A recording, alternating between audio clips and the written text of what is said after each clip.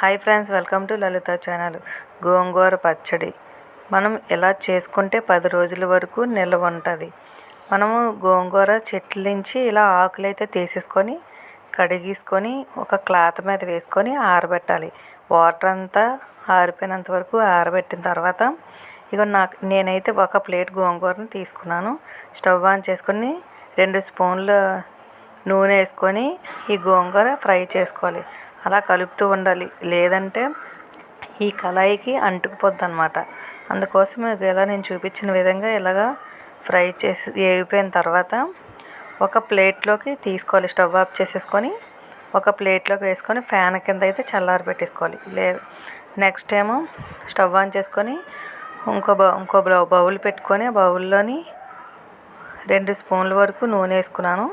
ఆ నూనె వేసుకున్న తర్వాత 2 స్పూన్లు జీలకర్ర, 1 స్పూన్ ధనియాలు, 1 ఎల్లుల్లిపాయ, 6 ఎండుమిరపకాయలు వేసుకొని బాగా ఫ్రై చేసుకోవాలి.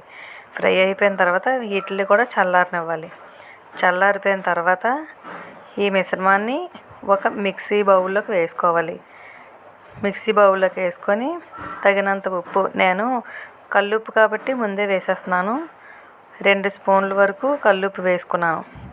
వేసుకొని ముందే ఇది కొన్ని చూపించిన విధంగా మిక్సీ పట్టేసుకోవాలి. మిక్సీ పట్టేసుకుంటే మెత్తగా అవుతుంది. తర్వాత గోంగూర వేసుకొని నెక్స్ట్ చింతపండు వేసుకొని వాటర్ ఏమి వేయకుండా నిల్వ ఉండాలి అంటే వాటర్ వేయకూడదు. వాటర్ వేయకుండా నేను చూపించిన విధంగా ఇలా మిక్సీ పట్టేసుకొని ఒక గాజు బౌల్లోకి వేసుకున్నాను. వేసుకొని మళ్ళీ అదే పెనంలో ఒక 6 స్పూన్ల వరకు ఆయిల్ వేసుకొని వేసుకున్న తర్వాత ఆవాలును మినపప్పు వేసుకొని ఒక ఎల్లుల్లిపాయ అయితే ఇలాగ నేను చూపించాను కదండి, ఇలా రొబ్బలు తీసేసి వేసుకోవాలి. వేసుకొని వేగిపోయిన తర్వాత ఈ గోంగూర మిక్సీ చేసాం కదా, ఆ గోంగూరలో వేసేసుకొని బాగా కలిపేసుకొని మూత పెట్టేసుకోవడమే. గోంగూర నిల్వ పచ్చడి రెడీ. ఇవన్నీ చూపించిన విధంగా ఎమ్మి. Okay friends, bye.